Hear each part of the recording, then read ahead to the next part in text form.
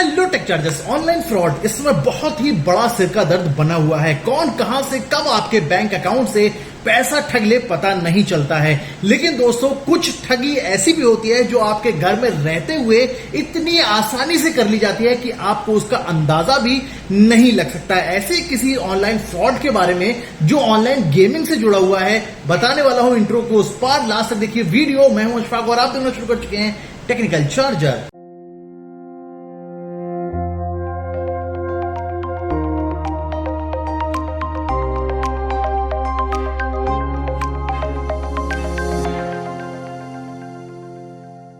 तो बात कर रहे हैं आज हम ऑनलाइन फ्रॉड और वो भी स्पेशली जुड़े हुए ऑनलाइन गेमिंग से। इस समय ऑनलाइन गेमिंग का मार्केट इतना विशाल हो गया है, खासतौर पर इंडिया में, कि टीनेजर्स दोस्तों इसके आदी होते जा रहे हैं। ऐसा एडिक्शन उनके दिमाग पर चढ़ा हुआ है कि आप सड़क पर देखिए, रेस्टोरेंट में देखिए, कैफेटेरिया में देखिए, सैलों में देखिए, जहां भी देखेंगे बिस्तर से लेके सोफे तक हर जगह आपको टीनेजर्स गेम में और ऑनलाइन गेम में दोस्तों लीन मिलेंगे। ऐसे में दोस्तों गेम का अगर इतना भूत सवार हो सर पे तो उसको अपग्रेड करने जैसी चीजें भी दिमाग में ख्याल आते रहते हैं। लेकिन टीनेजर्स के पास आमदनी का कोई ऐसा खास जरिया तो होता नहीं है, तो फिर अपग्रेड करने के लिए पैसा कहां से आएगा। जाहिर सी बात है कि गार्जियंस और जो पेरेंट्स हैं उनके अकाउंट से। ऐसे में अगर उन लोगों को अकाउंट का एक्सेस पता है कि किस तरह से लॉगिन करना है और कैसे ऑनलाइन पेमेंट करना है, तो फिर इसमें एक और मुश्किल जुड़ जाती है कि पेरेंट्स को, गार्जियंस को पता ही नहीं चलेगा कि कब उनका अकाउंट खाली कर दिया गया है। ऐसा ही बहुत सारे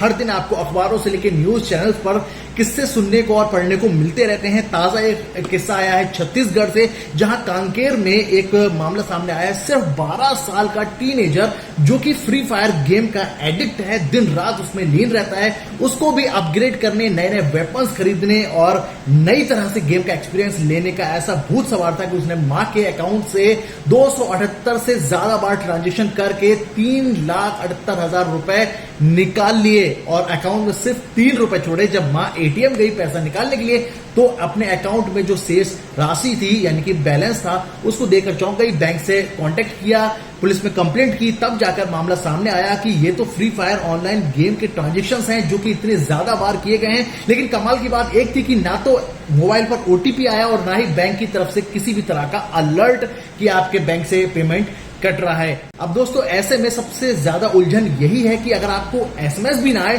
तो फिर आपको कैसे पता चलेगा। इसके लिए सबसे बड़ा जो निदान है वो यही है कि अगर आपके घर में भी आपके बच्चे गेम खेलते हैं तो सबसे मेन चीज, अगर आप टैग या मोबाइल वगैरह के ज्यादा मतलब जानकारी रखते हैं तो उसमें पेरेंटियल जो सपोर्ट आपको मिलता है उसका यूज कीजिए, ताकि आप अपने बच्चे का जो यूसेज है मोबाइल का उसको कंट्रोल कर सकें। कितनी देर कौन सी एप्लीकेशन यूज करनी है, नहीं करनी है, इन सब चीजों की जानकारी आपको होनी चाहिए। लेकिन अगर आपकी स्मार्टफोन की सेटिंग्स वगैरह पर इतनी बेहतर कमांड नहीं है तो कम से कम आप ये तो कर ही सकते हैं जो नेचुरली पेरेंट्स करते हैं कि अपने बच्चे पर ध्यान रखिए। उसको कम से कम आप फिजिकली इस चीज को समझाइए और उस पर ध्यान रखिए कि कितनी देर मोबाइल का यूज कर रहा है, क्या आखिर यूज कर रहा है। कहीं ऐसा तो नहीं है कि इसी तरह के आपके अकाउंट वगैरह के साथ में कोई खिलवाड़ वो कर रहा हो। अगर ये भी नहीं कर सकते हैं तो कम से कम आप अपने मोबाइल जो आपका अकाउंट है उसका टाइम टू टाइम हर दूसरे तीसरे दिन अगर आप ट्रांजेक्शन नहीं करते हैं, ना एटीएम से ना ऑनलाइन, तो कम से कम बैलेंस तो चेक कर ही सकते हैं। इसके लिए आप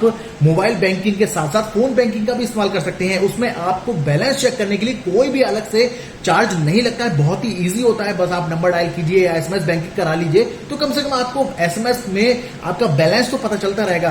कोई भी अगर छोटा मोटा फ्रॉड या कोई ट्रांजेक्शन होता है जो कि आपने नहीं किया है तो कम से कम आपको जल्दी पता चल सकेगा। तो ये कुछ प्रिकॉशंस हैं जिनको लेने के बाद ऑनलाइन फ्रॉड, वो भी इस तरह के घरेलू लोगों के द्वारा किए जाने वाले फ्रॉड से दोस्तों बच सकते हैं।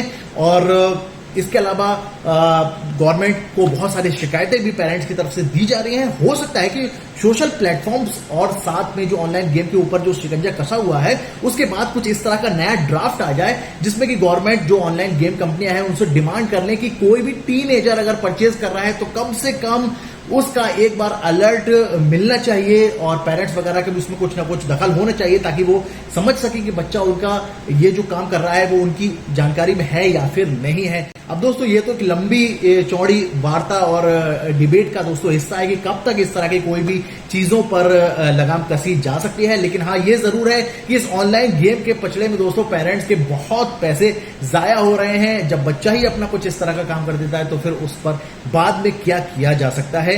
जो भी है दोस्तों, मैंने आपको इसके सुझाव भी बता दिए हैं, और भी बेहतर सुझाव कुछ आपके पास होंगे तो नीचे कमेंट कर दीजिए, ताकि पढ़ने वाले कमेंट्स के जो व्यूअर्स हैं उनको वो सुझाव भी दोस्तों मिल सके। बाकी दोस्तों कैसी लगी वीडियो नीचे कमेंट करके बता सकते हैं। वीडियो लाइक कीजिए, शेयर कीजिए और चैनल को सब्सक्राइब करना मत भूलिएगा। मिलेंगे किसी और वीडियो के साथ, तब तक रखिए अपना ख्याल। जरूरी चैनल के साथ। हिंदुस्तान जिंदाबाद।